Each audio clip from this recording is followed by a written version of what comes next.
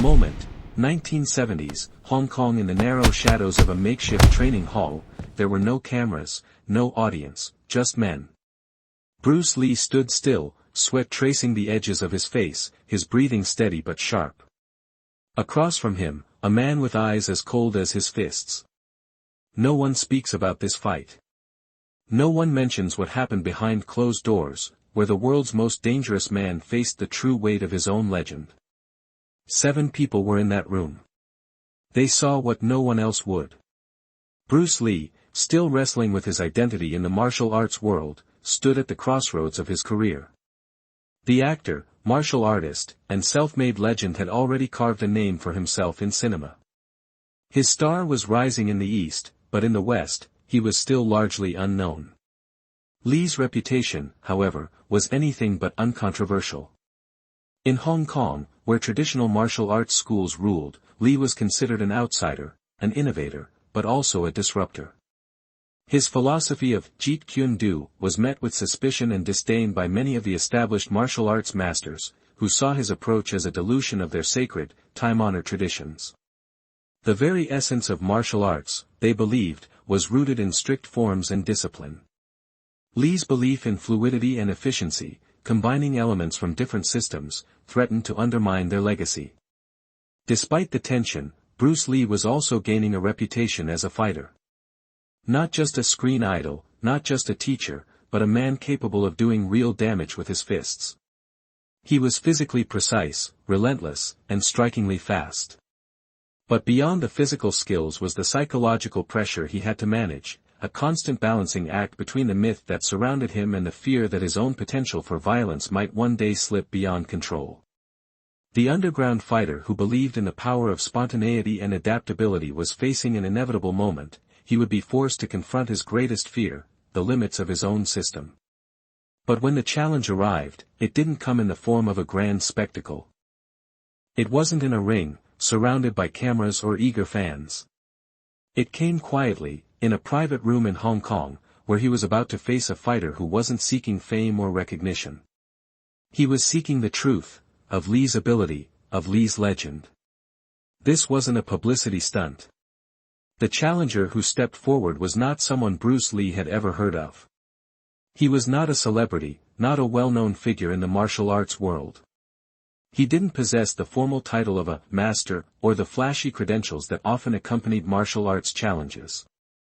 But what he lacked in fame, he made up for in sheer presence and raw experience. His name was Wong Jack Man. Wong, a Chinese martial artist from northern China, was quiet, intense, and methodical. He was a man who had spent years refining his own style, learning both the old ways and the new. Unlike Lee's approach of integrating various techniques into one hybrid system, Wong was deeply rooted in his traditional practices. His style, the Northern Shaolin, was a forceful system, built around powerful strikes and devastating sweeps. Wong's reputation among local martial artists wasn't stellar by the standards of the legends Lee had been up against. Yet, among those who knew the streets and the real underground fighting world, he was respected. He was known for his strength, his speed, and his ability to withstand pain in a way that made him formidable in close-quarters combat. He was neither loud nor brash, his reputation was built from the ground up, through real fights, not staged performances. When Wong heard of Bruce Lee's teachings, his unorthodox blend of martial arts philosophies, he viewed it with skepticism. Lee's methods, at least from Wong's perspective, seemed reckless and disrespectful to the time-honored traditions of combat. It was not just the blending of styles that bothered him, but the confidence Lee exhibited in doing so. He wasn't just teaching. He was claiming that martial arts should evolve, should transcend its past boundaries. To Wong, this was not just about fighting. This was a philosophical clash, a war between two men who represented opposing forces. And it wasn't something that could be solved with words. The challenge came in the form of a simple, private invitation: no press, no spectators. Wong wasn't interested in making a spectacle. He wanted to test the limits of Bruce Lee's martial art and his ability to back up his boastful claims. It wasn't about fame or ego for Wong. It was about proving the point that Bruce Lee's teachings were more show than substance, and that his own methods, born of tradition, were the true path to mastery. But Lee was no stranger to challenges. What he didn't expect was just how deeply this fight would test him, not just physically, but psychologically. It wasn't just about facing an opponent, it was about facing the very ideals he had spent his life developing. Wong wasn't just challenging his body, he was challenging Lee's core beliefs. The fight took place in a nondescript, dimly lit room that had once been an old warehouse, tucked away in one of the quieter corners of Hong Kong. No audience. No cameras. The stakes were purely personal, and the location mirrored that intimacy. The space was narrow, with the faint smell of oil and sweat lingering in the air, leftover remnants of the space's past life. The floor was hard concrete, scuffed from years of use, a far cry from the polished rings or training halls seen in public matches. There were no formal rules in place. At least, not the kind that would have been recognized by an official referee or sanctioning body. The parameters were simple: fight until one man either concedes or is incapacitated. Bruce Lee, ever the strategist, was used to adapting. He had never been someone to play by anyone's rules other than his own. He knew that a challenge like this, raw and unsanctioned, would test him in ways his usual sparring never did. There was no need for public spectacle. There was no need to prove himself to anyone except for the man in front of him. Wong Jack Man, too, understood the implications. He had fought in similar conditions before, in underground matches, where the only goal was survival. The lack of formal rules didn't faze him. It was the unpredictability that appealed to him, the absence of constraints that allowed him to fully express the power of his northern Shaolin style. His philosophy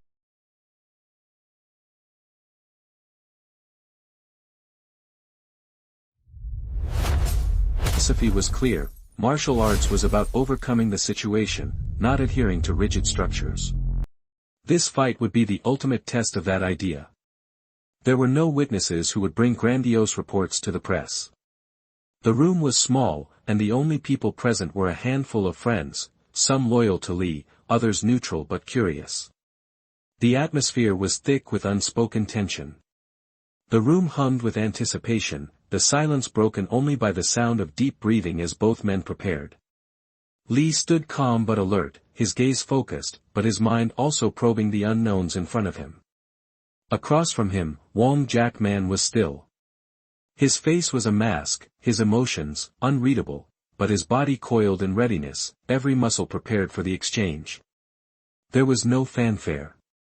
No epic soundtrack. No audience to cheer them on. The weight of the fight was in the rawness of the moment itself. Neither man was there for entertainment. They were there to test something deeper, the heart of Bruce Lee's fighting philosophy, and the integrity of Wong's tradition. The first exchange was swift and brutal. Bruce Lee's movements were a blur, his body a study in fluid efficiency, each step taken with purpose, his fists striking with the kind of precision that had earned him a reputation as one of the fastest men in martial arts. As he advanced, his feet barely seemed to touch the floor. He was an embodiment of control.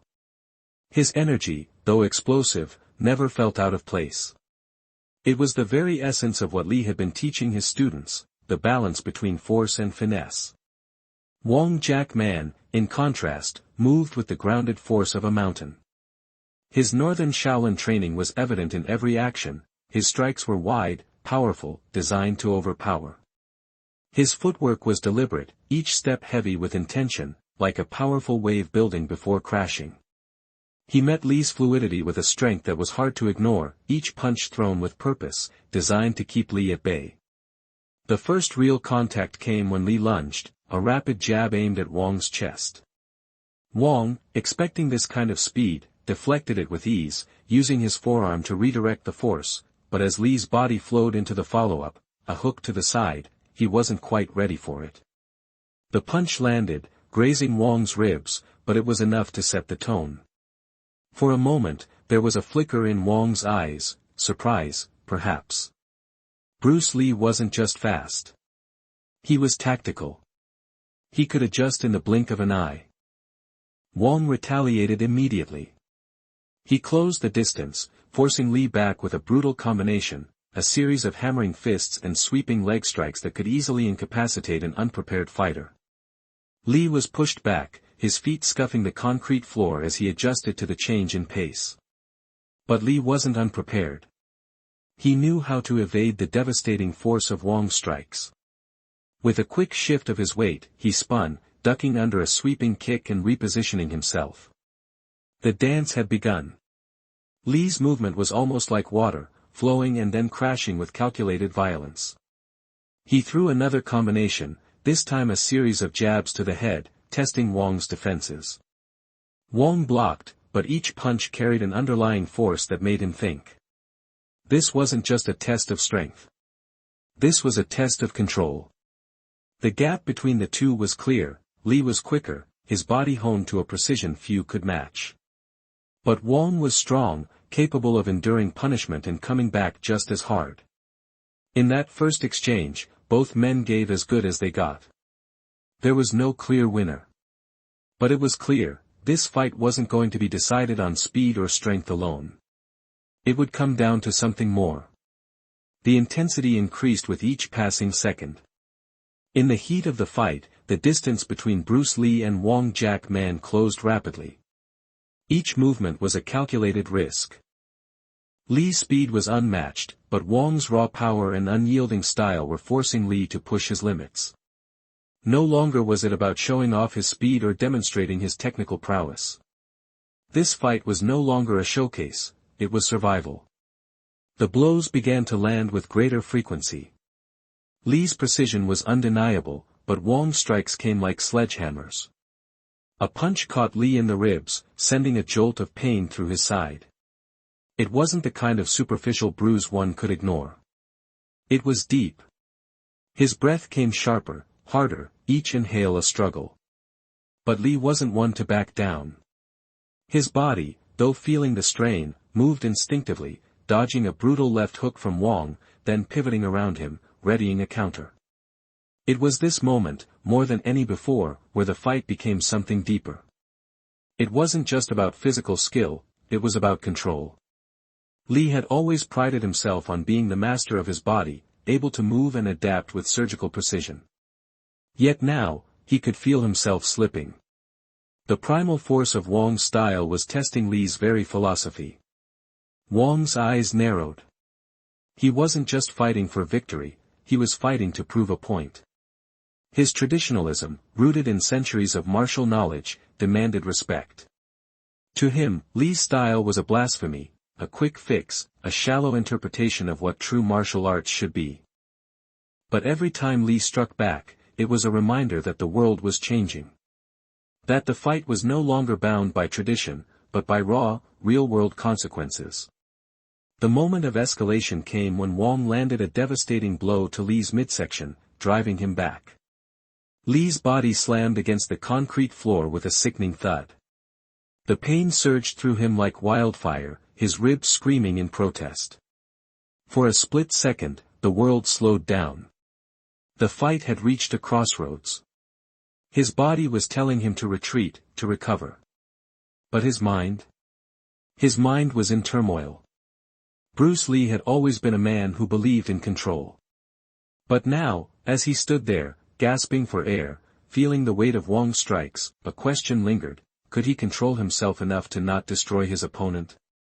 The moral weight of the moment pressed on him. Lee could feel the anger bubbling up, the rage that came with being pushed to the edge. He could finish this fight, end it with a decisive strike. But to do so would mean giving in to the part of him that he had fought so hard to tame. The part of him that wanted to destroy, to dominate. The question became, what was more dangerous? Wong's physical power or Bruce Lee's ability to control his own? Lee's decision came in an instant. He took a step back, not out of fear or weakness, but because he understood something deeper than the fight itself. He wasn't just fighting to win. He was fighting to stay true to the principles he had built his life around. To give in would be to lose himself. The crowd of witnesses, those who had been watching the fight unfold in tense silence, saw the shift. Bruce Lee, the man who was famous for being untouchable, was now forced to confront his own limits. This was not the invincible Bruce Lee. This was a man who bled, who struggled, who was facing the full weight of his own philosophy. The pressure was crushing. Wong, sensing the shift, pressed forward again, but not with the same fury. The fight, now slowed by mutual understanding, had entered a new phase, not one of destruction, but of endurance. The test was no longer about winning, it was about holding on to the core of who they were. The fight didn't end with a definitive victor. The hours that followed the final exchange were marked by a strange silence, one that wasn't born from victory, but from something deeper. Bruce Lee had stood toe-to-toe with an opponent who had tested him in ways he hadn't anticipated. And in the quiet aftermath, as he sat in the corner of the room, nursing his bruised ribs and catching his breath, he was forced to confront a truth he had always feared: even the greatest fighters had limits. Wong Jack Man, too, stood silently in the same room, his chest heaving with exertion. Neither of them had been truly broken, but neither had left unscathed. Wong had landed blows that would have sent most men to the floor. Lee had delivered strikes that, in a different setting, could have ended the fight in seconds. But here, in this quiet room, surrounded by only a handful of witnesses, there were no grand gestures or celebrations. There were only two men, each changed in some subtle, irreversible way. The witnesses, those who had observed the fight in grim silence, remembered the moment with a strange mixture of awe and unease. For some, Bruce Lee had proven himself, his legendary speed and precision undeniable, even in the face of raw, unrelenting force. For others, the fight had exposed a flaw in Lee's philosophy, that a system built on adaptation and speed couldn't always withstand the strength of tradition. But what Lee took away from the fight wasn't the physical wounds. It was the realization that martial arts was not just about strength or speed. It was about the constant negotiation between control and release, between the desire to dominate and the need to hold back. In that room, he had faced a version of himself that he feared, a version of Bruce Lee that might let rage and power slip beyond his control. For Wong, the fight was about more than just martial superiority. It was a quiet victory in his mind, a reminder that the traditional path was not as easily dethroned as Lee's modern method seemed to suggest. But even Wong could not ignore the fact that Lee had faced him with a mastery that went beyond brute strength. It wasn't a traditional approach that won Lee the fight, but the essence of adaptability that Lee had honed for years.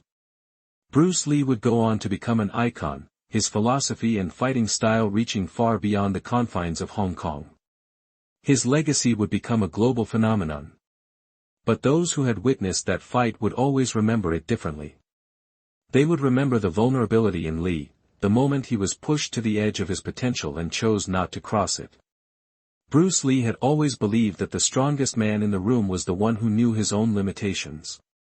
He had never truly realized, until that moment, how close he had come to losing himself.